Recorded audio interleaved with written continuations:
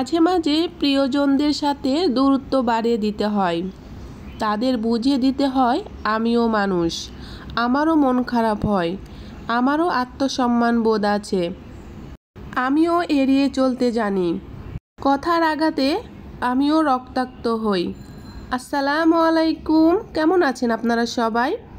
Shrabani blog and cook channel থেকে আমি শ্রাবণী নতুন আর একটি ভিডিও নিয়ে সবার মাঝে হাজির হয়ে গেলাম। আশা করছি বরাবরের মতো আজকের ভিডিওটিও অনেক ভালো লাগবে। কাছে দূরের দেশ ও দেশের বাহিরের যারা যারা এই মুহূর্তে আমার এই ভিডিওটি দেখছেন, আশা করছি আল্লাহর অশেষ রহমতে সবাই ভালো আছেন, আমিও ভালো আছি। আজকের ভিডিওটি আমি সকাল থেকে শুরু করেছি। তো সকালের নাস্তা হিসেবে আজকে ভাত ভাজি করছি। অনেকগুলো ভাত ছিল ফ্রিজে, তো খাওয়া যেটুকু বেঁচে ছিল সেগুলো ফ্রিজে রেখেছিলাম। আর তাই ভাবলাম যে যদি রাখি ফ্রিজে তাহলে আবার নষ্ট হয়ে যেতে পারে, আর তাই রুটি না বানিয়ে আজকের সকালের নাস্তায় আমি ভাত ভাজি করে নিচ্ছি। ভাত ভাজিটা কিন্তু অসম্ভব মজা লাগে, সামান্য যদি একটু তেলের পরিমাণ একটু বেশি দেওয়া যায়, কিন্তু এটা কিন্তু খেতে কিন্তু দারুণ। তো আমি কিভাবে ভাত ভাজি করলাম সেই রেসিপিটাও একটু শেয়ার করলাম। আশা করছি যারা পারো না বন্ধুরা তোমরা কিন্তু আজকের ভিডিওটা দেখে শিখে নিতে পারো। তারপরে তেমন করে আর ভিডিও করে নাই, অফ ক্যামেরায় অনেক কাজ করে ফেলেছি আর চলে এসেছি দুপুরের রান্নায়।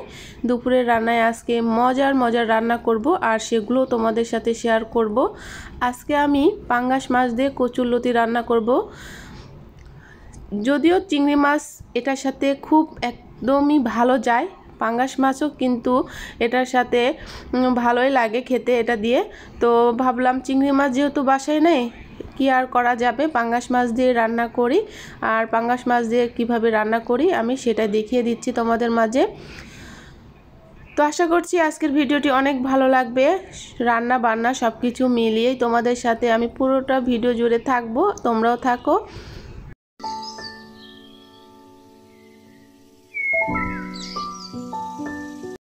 সবার জীবনের জীবনযুদ্ধটা একটু ভিন্ন ধরনের। উচ্চবিত্তরা হয়তো জানে না জীবনযুদ্ধটা কী, কিন্তু নিম্ন মধ্যবিত্ত বা মধ্যবিত্ত পরিবারের লোকজন কিন্তু খুব ভালো করেই জানে জীবনযুদ্ধটা কী। আমাদের মধ্যবিত্ত পরিবারের প্রতিটি মানুষের কিন্তু জীবনের যুদ্ধ আছে, আর এই যুদ্ধকে জয় করতে হলে আমাদের কিন্তু প্রচণ্ড পরিমাণ ধৈর্য আর কষ্ট করতে হয়। এটা হয়তো আমরা কম বেশি সবাই জানি। তো ধৈর্য ধরলে, কষ্ট করলে, পরিশ্রম করলে কিন্তু আমরা সবাই যুদ্ধকে জয় করতে পারবো, সুন্দর মতো জীবন কাটাতে পারবো। কথা বলতে বলতে কিন্তু আমি অফ ক্যামেরায় কচুরলতিটা রান্না করে ফেলেছি আর আপনাদের মাঝে সামান্য একটু শেয়ার করলাম। আর তারপরে কি রান্না করছি, আজকে গরুর মাংসও রান্না করব আর এই রেসিপিটাও আপনাদের মাঝে শেয়ার করব। তো হাতে মেখে গরুর মাংস আমি কিভাবে রান্না করি এই ভিডিওতে দেখিয়ে দিচ্ছি।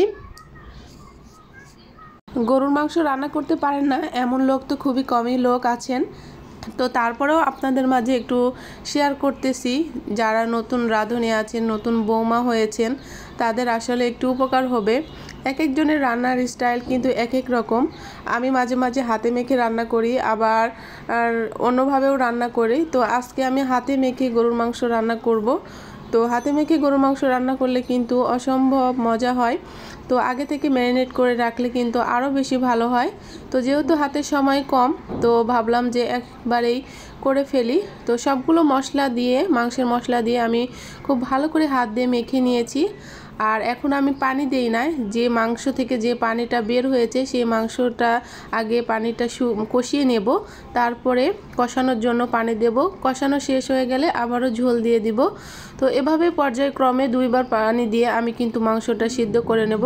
যেহেতু গরুর মাংস একটু হার্ড হবে, তো সে কারণে একটু বেশি সময় ধরে রান্না করতে হয়। তো এখন কষানোর জন্য পানি দিয়ে দিচ্ছি। তো আস্তে আস্তে হতে থাক। আর গরুর মাংস কিন্তু অনেক সময় লাগে রান্না করতে, যেহেতু আমি একদম চুলায় রান্না করতেছি। এদিকে গরুর মাংস রান্না করতে দিয়ে দিয়েছি, আর আরেকটি চুলায় ভাতও রান্না করতে হবে।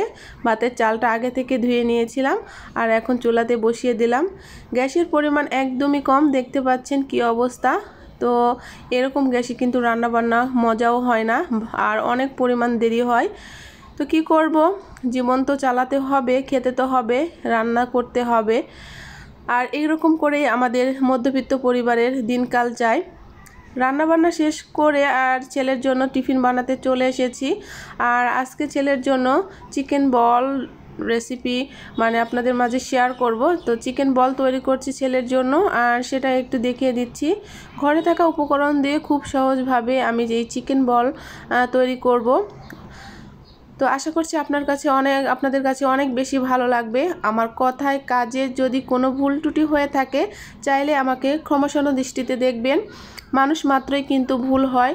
সবার এই যে দৃষ্টিভঙ্গি, কথাবার্তা, জীবন স্টাইল কিন্তু এক না। আমার জীবন আমার মতো, তো আমার যেগুলো আছে সেগুলোই আপনাদের মাঝে শো করি। তো ইউটিউবে এসে যে আপনাদের দেখানোর জন্য কিছু কিনেছি এগুলো কিন্তু কিছুই না। আমি আগে থেকে যেগুলো জিনিস ব্যবহার করি, যা যা করি সেগুলোই শেয়ার করি। তো এই আর কি, কেউ কিছু মনে করবেন না। কথা বলতে বলতে কিন্তু আমি চিকেন ব্লেন্ডার করে নিয়েছি। এটা কিন্তু খুবই ইজি। এই জিনিসটাই যদি আপনি রেস্টুরেন্টে কিনতে যান তাহলে কিন্তু আপনার অনেক চড়া দামে কিনতে হবে, কিন্তু বাসায় যদি জাস্ট মুরগির মাংস আর কয়েকটা উপকরণ থাকে ঘরেতেই কিন্তু সুন্দর করে তৈরি করতে পারেন।